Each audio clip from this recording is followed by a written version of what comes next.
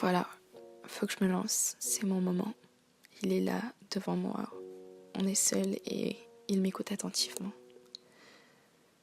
J'avais répété cette scène 1 milliard de fois dans ma tête, mais j'avais jamais pris en compte le fait que mes émotions prendraient le dessus. Je voudrais lui dire les 1001 mots qui défilent dans mes pensées. Malheureusement, ils sont bien trop fugaces et je n'arrive qu'à en saisir que quelques-uns.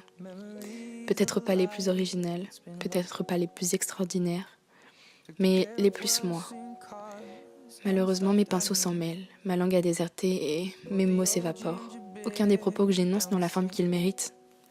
Ils sont maladroits, un peu bancals et peut-être un peu idiots sur les bords. Mais à défaut de ne pas être tout ce que je voudrais qu'ils soient, ils restent parfaits.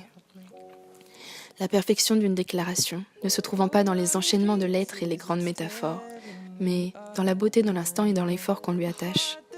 C'est le moment présent qui peint mes mots de toutes les couleurs, et c'est mon intention qui leur donne tout leur sens. Un mot a sa couche extérieure et sa couche intérieure. On peint les mots et on les remplit de valeur. La couleur a pour fonction d'interpeller ton interlocuteur. Une fois son intention capturée, la valeur de ton mot, tu décoches une flèche en plein cœur. Sans la couleur, il est possible de toucher, certes, mais il est plus fortement probable de rater, chose que je ne veux pas tenter. Ainsi, me voilà devant lui, tentant à grands coups de pinceau tous les mélanges possibles, afin de créer des couleurs encore inconnues pour qu'elles reflètent les exactes émotions qui m'habitent. Peut-être faut-il relever le fait qu'on dit d'une émotion qu'elle nous habite.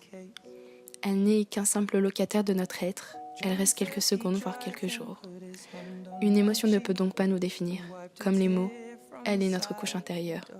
Elle n'est qu'une des parties d'un duo élémentaire, un duo qui, lui, nous définit. Cette émotion qui m'habite est un tourbillon de mystère. Il me semble qu'elle n'a pas encore été découverte. Ou alors, je soupçonne qu'on nous cache délibérément son existence. Car un sentiment aussi beau ne peut qu'éveiller notre part égoïste. Alors, oui, me voilà. Un couteau dans la main, arrachant et déposant un morceau de mon cœur dans chaque mot qui s'échappe de ma bouche. Je lui offre une partie de mon être, sans savoir s'il sera par la suite jeté aux ordures. Car je ne sais pas ce que lui ressent. Je ne sais pas si je vais le regretter. Et je pense que c'est à ce moment précis qu'on définit l'amour. Quand on est prêt à tout donner, même si on risque de tout perdre. Je précise que je ne dis pas que l'amour, c'est le fait de tout offrir. Non, la définition de l'amour, c'est le risque en lui-même. C'est avoir cette incertitude, ce doute, peut-être même un mauvais pressentiment, et c'est le faire quand même. C'est mettre en péril tout son être et risquer de se perdre. Dans un sens, l'amour, c'est l'audace. Ou alors, dans le fond, c'est peut-être juste de l'imprudence.